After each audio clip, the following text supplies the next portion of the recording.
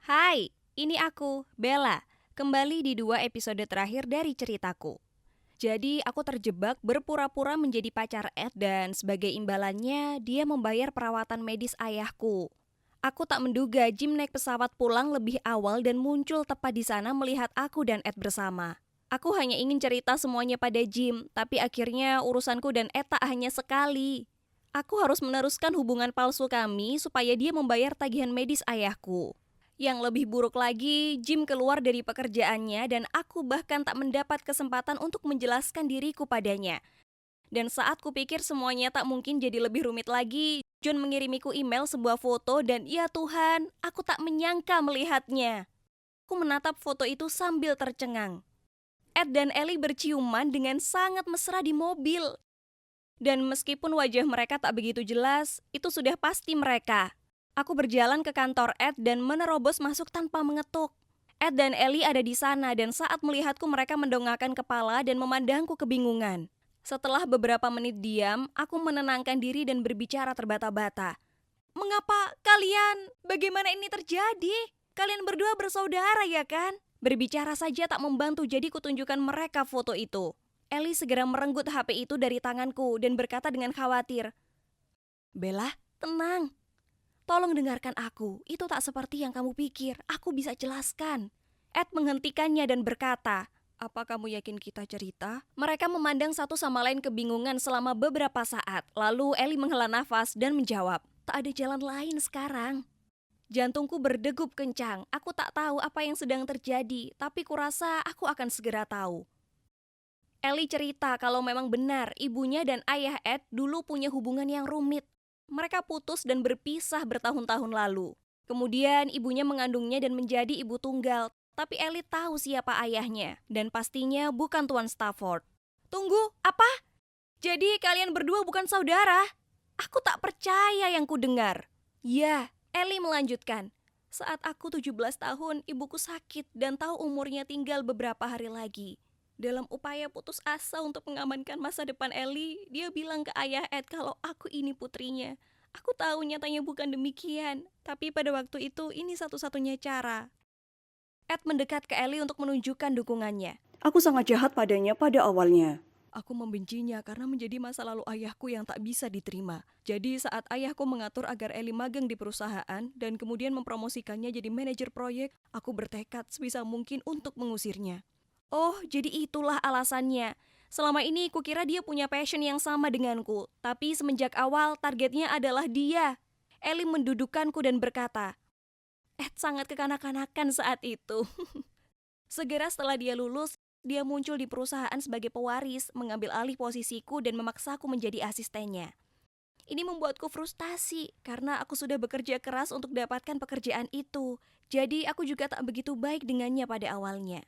Sekarang mereka terbuka saling bertatapan dengan pandangan sayang tepat di depanku.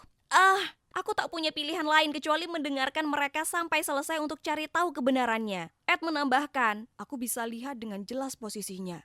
Tapi untukku pribadi, dia selalu profesional saat bicara soal pekerjaan. Dia juga. Ellie melanjutkan, seiring berjalannya waktu aku menyadari dia bukanlah seorang pewaris yang berbakat, tapi pemimpin yang hebat. Segera aku memandangnya sebagai pria dan jatuh hati padanya. Bagaimanapun, dia meyakini aku ini adalah adik tirinya, jadi aku harus memendam perasaan di hatiku. Dan diam-diam berada di sampingnya untuk menjaga dan mendukungnya. Kami sering melakukan perjalanan bisnis dan ke pesta-pesta bersama dan lambat laun jadi tak terpisahkan. Aku melihat ke arah Ed dan melihat dia sedang memandang Ellie dengan tatapan penuh cinta, pandangan yang tak pernah dia berikan padaku. Jadi aku bertanya, kapan kalian berdua mulai jatuh cinta? Ed terlihat canggung, memegang tangan Ellie dan berkata, itu saat trip bisnis di Las Vegas. Kami ngobrol dengan banyak sekali tamu jadi kami minum cukup banyak. Kemudian kami kembali ke hotel dan dia mencium pipiku.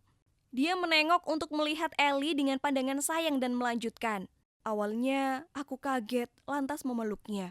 Tapi setelah itu dia akui perasaannya padaku dan memberitahuku kebenarannya.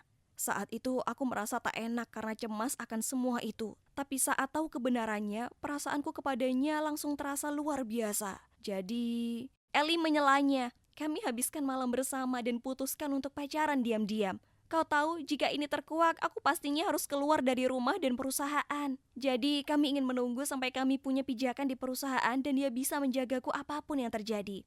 Aku tak percaya apa yang terjadi. Las Vegas, aku ingat perjalanan itu. Itu adalah perjalanan bisnis Ed dulu saat aku baru saja mulai bekerja di Star-Crossed. Dengan marah, aku melihat Ed dan bertanya, "Jadi, kamu sudah menyelingkuhiku selama ini?" Sekarang ini semua benar-benar masuk akal. Kamu selalu sangat dingin dan berbeda padaku. Karena kamu sama sekali tak mencintaiku. Aku hanyalah cerita rekaan, ya kan?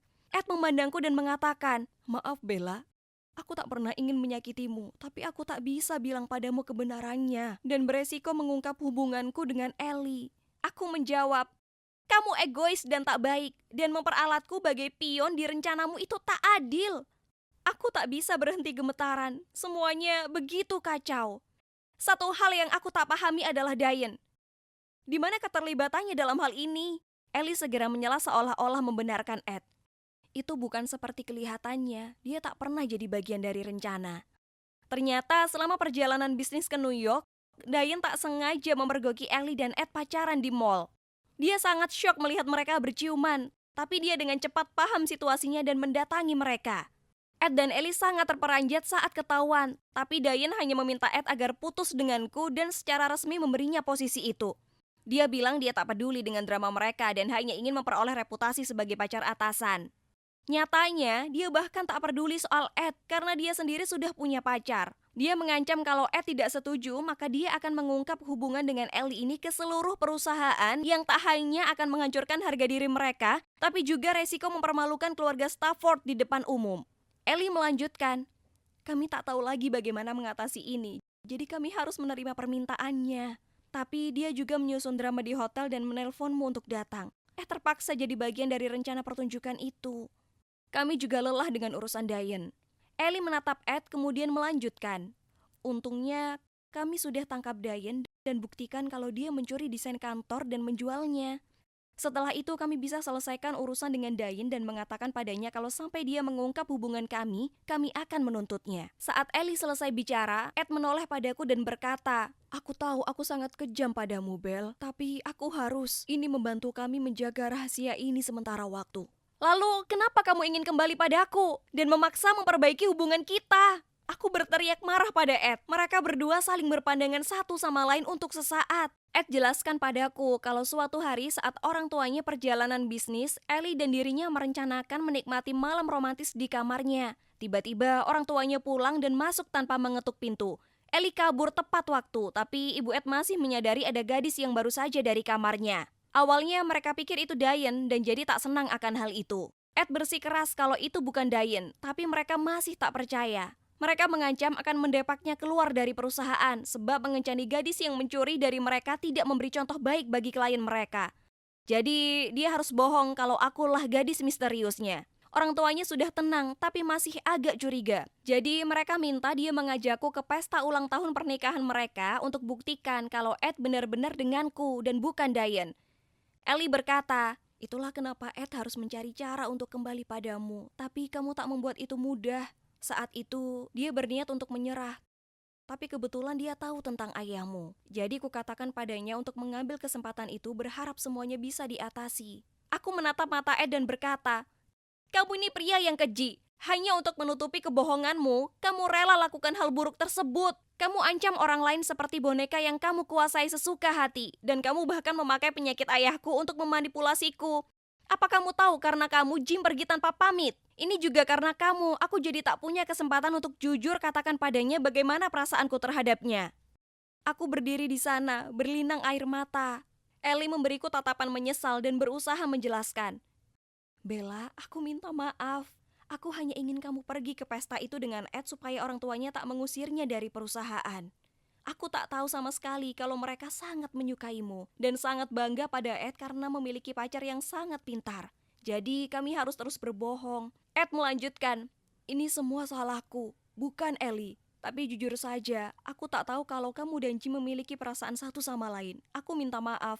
Aku berteriak padanya, "Tentu saja tidak, kamu hanya memikirkan dirimu sendiri." Aku sungguh muak mendengarkan mereka. Di saat ini aku hanya ingin keluar dari sana dan tak pernah sekalipun bertemu keduanya lagi. Tapi kemudian HP Ed berbunyi, itu adalah ibunya. Dia langsung menjawabnya dan ibunya dengan tegas menyuruhnya pulang saat itu juga dan membawa Ellie dan aku turut serta dengannya. Wah, apa ini? Kenapa aku? Apa yang terjadi?